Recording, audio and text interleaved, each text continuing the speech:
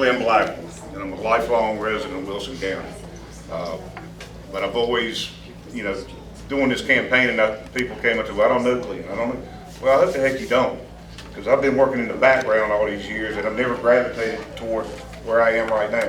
I don't enjoy the limelight, but to give you an idea of how bad and how passionate I am about running for Wilson County, I'm willing to get out of my safety zone to do this. My father told me a long time ago, if all you could do was complain about something and not step up and try to fix it, then you got no right to complain. I've been in the building supply industry for 30 plus years. I hate to try to figure out exactly how many. Mr. Fulford seen me come in many mornings at 4:30, 5 o'clock, and I leave at dark. There's a time period where somebody called me one day and asked when I was going to put the screens back up in my house. Leave at dark, you come home at dark. I never knew they were out. But to Chris's point, you know, I've sat on many boards and currently chair the Wilson County Properties, which manages the industrial parks. I've watched over the past several years when Ellis was manager and Grant Goins were manager, and there was a divide. And I saw it more on the county side. I will say, since Denise has taken office, Grant Goins and Denise sit beside each other. Before, Grant sat on one side, Ellis sat on the other. And the tension is gone. So I'm looking forward, if I'm elected, to see the county and the city working much closer together. When you start talking about accusations, I've got to tell this. I've had, District 5 is a huge district. It goes from Lefty Road near Kenley, all along the border to Shiloh Church, down Forest Hills Road, to Downing Street, almost to Ward Boulevard. Big district. So I've got a lot of farmers in that district.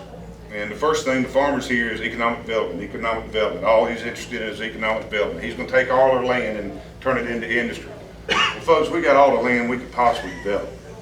We got the corporate park, we got the Hackney Park, we got 800 acres at Woodard Parkway. We don't need any additional land to develop. So that was, you know, one accusation that was going around, that all I'm interested in is developing all these farmers' land. The other one was all I was interested in was merging the city and the county. Well, that's not ever going to happen. Can the city and the county work closer and better together? Absolutely, and have already done so with Denise has taken the helm. And just today, I heard that I need to call somebody back because they've got a concern that I'm pushing to dictate the crop rotation around Buckhorn to better my duck hunting at Buckhorn. So at some point I've got to call and address that issue. But you know, I am pro economic development. I'm very much in favor of workforce development that favors our local industry. There's a push toward this Lee gift, and I've been sitting on a lot of these county commissioners meetings. You've got an agenda to promote advanced automotive transportation, which basically is electric cars and hybrid cars. Well, if you go to any of the dealers in town and ask them how many of these they're selling, there's not a lot. And beyond that, you say, well, how many technicians do you need? Not a lot. They're going to take their lead mechanic and send them to school, and that's going to be it. Their lead mechanic. So, you know, to me, that is not benefiting our local industry. Our local industries are life sciences. They run the gamut in ag business, and we need to continue to promote them. I'm sitting here, I've got so many thoughts going through my head. I'm rambling, and I apologize. Yeah, the capital improvement plan is, there is no capital improvement plan. There's great needs at the county as far as capital needs. The community college has $17 million worth of capital needs. The school, 25, and then county buildings close to 5. And I think the world of Rob Witt. He is a fine person, and this is the only negative thing you'll hear me say. He chairs that committee. They've not met in over 14 months. There is no capital improvement plan. And folks, I've been in business 30 years. If I have something that is on the verge of breaking, I go ahead and get it fixed. I don't need it to break when I need it the worst. There's a day of reckoning for this county if we don't start addressing the capital needs. Bouncing back to the league gift, I sat in on the budget meeting on that, and you're providing funding to something we don't own, that we don't know if we're going to get a clean site, and we don't know what the end cost is going to be for this facility. It's a gift. Trojan Horse was a gift. And, you know, when you start talking about, well, how are you going to fund it? Nobody knows. So we're continuing to set aside money for this that we don't know what the end cost will be. And one of the Democratic commissioners' response, when I think you were the one that asked, was, well, we may just have to raise taxes. Well, the three other Democratic commissioners was there, and they sat silent. Well, their silence spoke volumes to me. If that is the agenda that they have, to me, that makes me nervous. I'm like Chris. When I've done budgets, I had 5 locations when I was working with Stock Building Supply, and about $100 million in sales that I was responsible for, and 200 employees. And when I did budgets for each one of those stores, my superiors wanted to see a reduction. Don't give me an increase every year. So you did more with less. And I think we as a county have gotten used to, well, every year that the budget comes out, let's pad it 2 or 3, 5 more % and see what we can get. And I don't want to interrupt Glenn, but to put it in perspective how important capital improvement planning is, and I meant to mention that with this budget, we dipped into reserves 2.6% in this budget. So we're at 15.4% reserves. Our board policy is to maintain 18%. And once again, last year we dipped in reserves and came below 18%. I don't know why you have a policy if you don't keep it. The state requires us to keep 8% reserves. So we're 7.4%, roughly let's call it $7.4 million away from the state coming and taking over our county. Now this sounds doom and gloom and scared. It's really not meant to sound this way, but $7.4 million when you have $25 million worth of needs at the schools, $17 million worth at the Herring campus, not what we're going to have at the Lee campus, and not to mention our courthouse. Our courthouse needs to be improved and taken care of, our county buildings. So once again, I don't mean to doom and gloom that, because I really don't think we have $25 million worth of needs at the schools. I don't know that we have $17 million, but we do have some needs. Divide it in half. You know, it's still a lot of money. So it's something that we do need to have a plan to address. And I understand we went through a recession in 2011. Our reserves dropped to 13% maybe. No, 11%. I got that number for you. Dropped to 11%. So that's really close. We haven't been able to address needs, and we're getting on the back side of that. But my point is, let's find out what number 1 is, down to number 200 or 300 or whatever it is, and we need to address our priorities starting at the top. We don't know what our priorities are. So what do? We gave the schools $1 million this year to spend how they want to spend. And they're going to spend it how they feel fit. Well, we might, Pike High School needs a roof, $1.5 million. So we really need to have a comprehensive plan. I've been asking for a comprehensive plan. And that's something that's very important, and that's going to be one of the first things that we do and tackle when if Glenn gets elected, myself gets elected. So it's a scary point. I will say we dipped into reserves, but when our audit comes up, it could be best. It could be better or worse. Last year, fortunately, it went back up to 18% where our audit came in, and I think our property tax collections is a lot better this year than what we budgeted last year. So. I don't mean it as doom and gloom or scared. It just is how important capital improvement plan is to our county. I'm going to tag on with something Chris is talking about, the capital improvement needs. In lieu of no plan, they recommended $250,000 this year for the courthouse roof. I was at a Rotary meeting, and clerk of court, Andrew Whitley, was sitting across from me, and that's his house. And I asked him, I said, do you need a $250,000 roof? He said, I didn't ask for it. And he said, I'll be glad to take you up there and look at it. And I said, well, it's not going to do me any good, but I'll have Chris call you. So Chris went up there and looked at it, and at some point it may need some work. It's a roof. but it doesn't need it now. That's $250,000, that's a drop in the bucket to what the needs are. But it's $250,000 that was gonna be used for something that it wasn't needed. And Chris brought it up during the budget session and they took it out.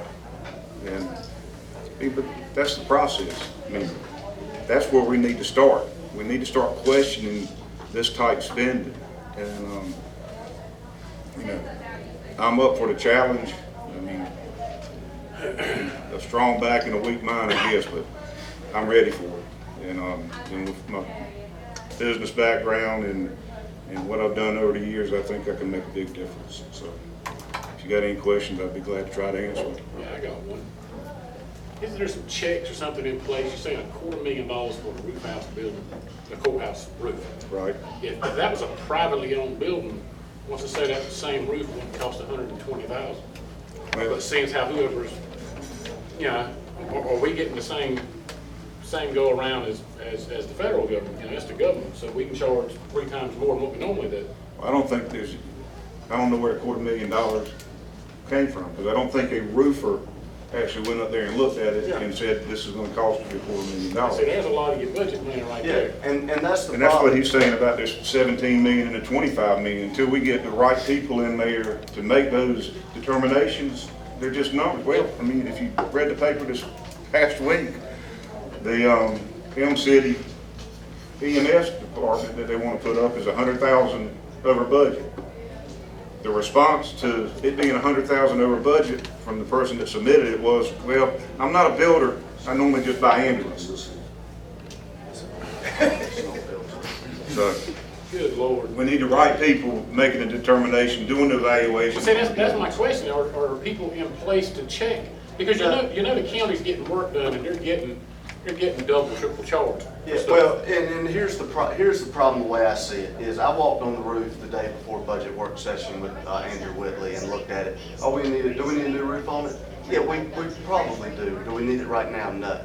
And that's my point is, let's not put it in this budget session until, and I'm in the building business. I get called all the time, say, hey, come give me an estimate on so-and-so. That's what we do.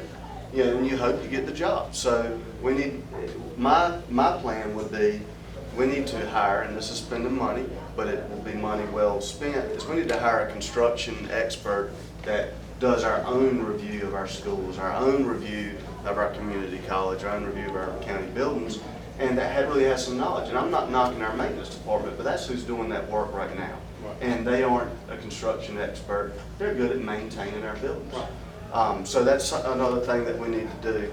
And I'm gonna be quiet because I know y'all got a big agenda, but I do want to say, and one other thing is, Roger and myself and now Bill Blackman, who will be taking Tad Piner's seat, we need some help up there.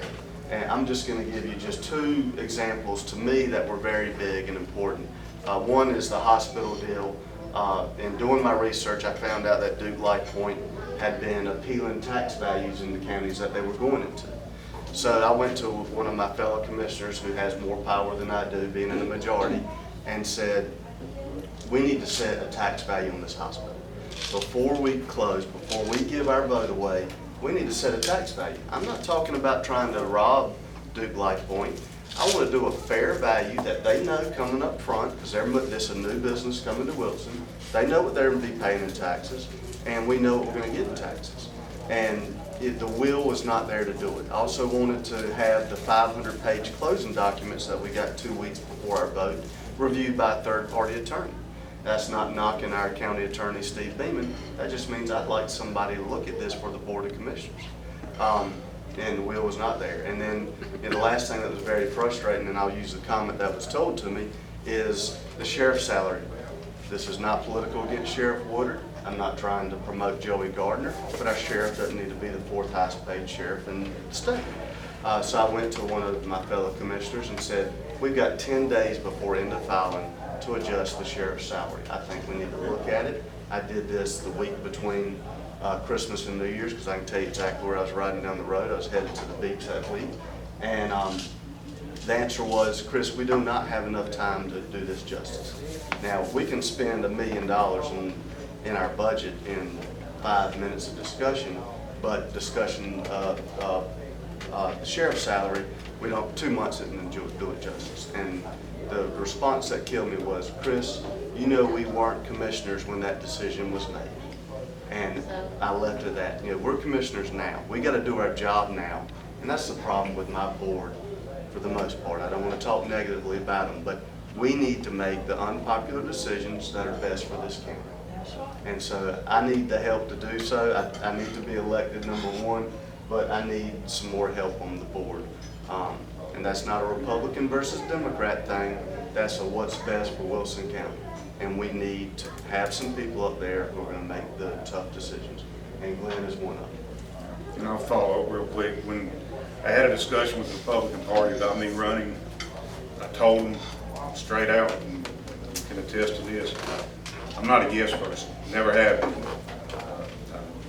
I can think for myself and I can make decisions for myself. And if y'all are looking at yes men, I'm not that person. So whether it's a Democrat or Republican, if they bring a good idea, it makes sense for this county and the taxpayers, that's what I'm for. So with that, if anybody got any other questions, I'll sit down and listen. Yes, ma'am. I wanted to hear, I couldn't hear everything that Chris said. When y'all were talking about the sheriff's salary, Yes, ma'am. what did you say about that? Well, we had until the Board of Commissioners sets the sheriff's salary. Right. It can adjust the sheriff's salary. Now, the sheriff can give, he can do whatever he wants to do, he just obviously can't increase it. But we have until 10 days before end of filing, that's the way the statute reads, if I'm correct, it may be off a day or two, each year before the sheriff's election to adjust the salary. I felt it was a good time to get our sheriff's salary in whack. Now, I'm not wanting to take that money, I mean, if we want to give it to deputies, how we want to do it. I know Sheriff Woodard had mentioned that, yeah, it would go back to general fund. Well, they can easily ask us, look, you know, we're going to reduce my salary, let's give it to my deputies. So, Well, that was where I was coming from. I was heard it was go to the general fund. Yeah, if It it- does not have to go. no, it doesn't have to go to general fund. I mean, essentially everything in our You all departments. would vote on it, where it should go, is that correct? Well, it automatically goes back to general fund. All of our departments, the money they have left over comes back to our general fund. But there's several departments, and we just did it Monday, where we let the community college carry over $249,000 from their fund balance into their year. So, I mean, yeah, I'm not saying we can do anything, but that's certainly something that we could address if it was an issue. So, like I say, I'm proud of Wilson, and I'd like to say that we have the highest paid sheriff in the state, but in reality, we don't really need that, and that's not something we Well, I need. know that Joey is running to reduce his salary when he's elected. That's right. That's the reason I'm asking you. He said that he's going to go to the minimum. I talked to Joey, he's asked, and I told him the same thing. He said, Joey, we can decide what that money, and he wants to keep it in the sheriff's department to help the deputies. And that's certainly fine, because I think our deputies do need some help. Will we ever get them to the level that the city, the police, that's another argument, so they can walk across the street. Yeah, that's the way it is in every county. And I can't say every county, but the ones I've looked at, the sheriff deputies get paid a little bit less than what the police officers. I mean, the city's budget's $250 million, ours is $100. So certainly they have a large number of resources. I mean, and they've got income. We really don't. Our income is taxes and property taxes, sales taxes. Bottom and- line, it can be reduced. Yes, So- ma'am. Well, it can't be It can, reduced. ma'am. Well, Joey, if he were to be elected, or if Sheriff Woodard were to be elected, then either one of them could come to us and say, I'm going to take the minimum for what Wilson County deserves. Matt, what Pitt County just went from 70-something to not just under 100. And yeah, Pitt County's, I mean, they've got a university. Bottom So, line, it can be done. yes, ma'am. Okay, that's what I need to know. Definitely Thank you. Yep. And if any of y'all are in District 5, I appreciate your support in November. I appreciate y'all letting us come. Thank y'all.